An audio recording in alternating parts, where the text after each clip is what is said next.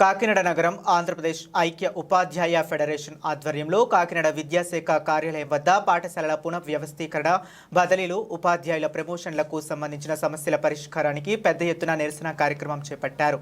ఈ సందర్భంగా యూటీఎఫ్ నాయకులు మీడియాతో మాట్లాడారు.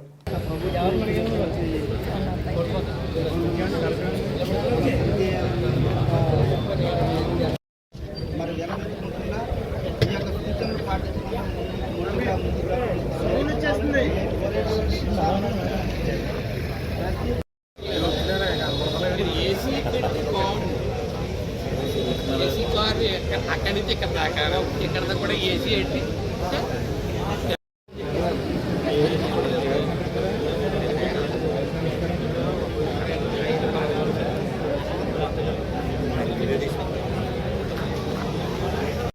సహాధ్యక్షురాలు యూటీఎఫ్ జిల్లా సహాధ్యక్షురాలని ఈరోజు 12వ తారీఖు అంటే రాష్ట్ర సంఘం పిలుపు మేరకు ఈరోజు 12న డిఈఓ ఆఫీసులో మా డిమాండ్ల కోసం ధర్నా చేయడం జరుగుతుంది.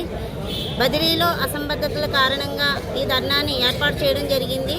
ఏంటంటే ప్రతి మాన్యువల్గా చేయమని మేము అడుగుతూ ఉన్నాము. అంటే ఆన్లైన్ ద్వారా జరుగుతూ ఉంటే చాలామందికి అన్యాయం జరుగుతుంది.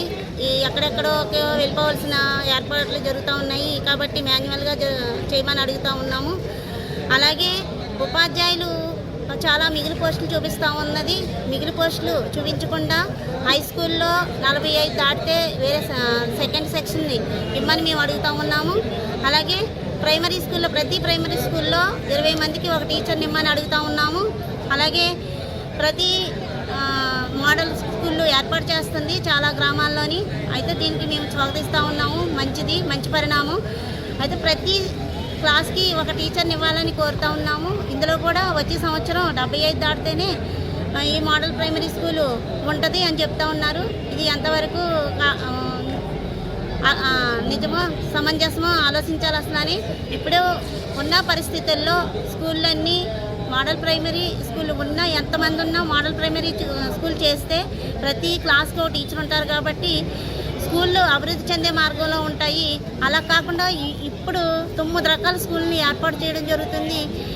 ఈ స్కూళ్ళు కూడా ఒక్కో స్కూలు ఒక్కొక్క రకమైన విధానంలో టీచర్ని ఏర్పాటు చేయడం జరుగుతుంది. ఇలా కాకుండా ఒకే రకమైన పద్ధతిలో ఏ స్కూల్ అయినా సరే అంటే అసలు ఫౌండేషన్ స్కూల్ అనేదే ఉండకూడదని మేము కోరుకుంటా ఉన్నాం. ఆ స్కూల్ తీసేయాలి, ఫౌండేషన్ స్కూల్ ఉండకూడదు.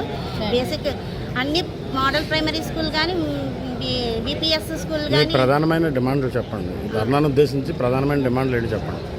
11 జీవో రద్దు చేసి అన్ని స్కూల్లో ప్రైమరీ స్కూల్లో 5 టీచర్లు ఉండే విధంగాను, అలాగే జీవో నెంబర్ 117 రద్దు చేయాలి. ప్రాథమిక పాఠశాలలో 1:20 నిష్పత్తి ప్రకారం ఉపాధ్యాయులు నియమించాలి. అలాగే హై స్కూల్లో 1:45 నియమించాలి. ఈ బదిలీలు సక్రమైన మార్గంలో ఎక్కడ ఖాళీలు కొన్ని బ్లాక్ చేయకుండా అన్ని ఖాళీలని చూపించాలి అని కొన్ని ప్రధానమైన డిమాండ్లతో ఈరోజు ఈ ధర్నాన్ని ఏర్పాటు చేయడం జరిగింది. నా పేరు రామలక్ష్మి. ఐక్య ఉపాధ్యాయ ఫెడరేషన్ జిల్లా కార్యదర్శిగా నియమించబడ్డాను. ఈరోజు మేము ఇక్కడ ధర్నా చేయడానికి ముఖ్యమైన కారణం ఏంటంటే ప్రతి ప్రభుత్వం తీసుకున్నటువంటి స్టెప్స్ ఏ విధంగానూ ఉపాధ్యాయులకు కానీ విద్యారంగానికి కానీ అనుకూలంగా లేనటువంటి పరిస్థితుల దృష్ట్యా ఈరోజు మండుటెండలో ఈ కార్యక్రమం చేపట్టడం జరిగింది. మా ముఖ్యమైన డిమాండ్స్ ఏంటంటే ముఖ్యంగా స్కూల్ అసిస్టెంట్స్ అందరినీ కూడా ప్రైమరీ స్కూల్స్కి హెచ్ఎంస్గా పంపిస్తామంటున్నారు ఎక్సెస్ ఉన్న వాళ్ళని. అలా కాకుండా హై స్కూల్స్లోనే సమాంతర మీడియం తెలుగు మీడియంని కంటిన్యూ చేసినట్టయితే ఆ పోస్టులన్నీ హై స్కూల్లోనే అడ్జస్ట్ అవుతాయి. అంతేకాకుండా మరి యూపీ స్కూల్స్లో కూడా స్కూల్ అసిస్టెంట్స్ని నియమించాల్సి ఉంది. సో యూపీ స్కూల్స్ హై స్కూల్స్లోనే స్కూల్ అసిస్టెంట్స్ని కొనసాగించాలి తప్ప ప్రైమరీ స్కూల్కి ఏ విధంగా ఒక స్కూల్ అసిస్టెంట్ని పంపించి ఆయన యొక్క క్యాడర్ని నిర్వీర్యం చేయకుండా ఉండాలని ప్రభుత్వాన్ని ఈరోజు మేము డిమాండ్ చేస్తున్నాము.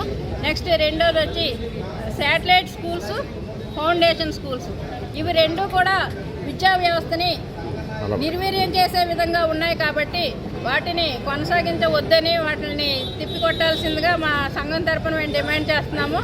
నెక్స్ట్ ఇంకోటి ఏంటంటే ప్రతి ప్రాథమిక పాఠశాలలో కూడా 1:20 రేషియోలో ఉపాధ్యాయుల్ని నియమించాల్సి ఉంది. అలాగే హై స్కూల్స్లో 1:45 రేషియోలో ఉపాధ్యాయుల్ని నియమించి 46 రాగానే ఇంకొక సెక్షన్ ఇచ్చి అదనంగా టీచర్ని కూడా వెంటనే మంజూరు చేయాలి. సెక్షన్ అయితే చేస్తారు కానీ ఇప్పుడు మేము డిమాండ్ చేసామని టీచర్స్ని అయితే ఇవ్వరు. సో అవి రెండు ఏకకాలంలో జరగాలని డిమాండ్ చేస్తూ థ్యాంక్ యూ.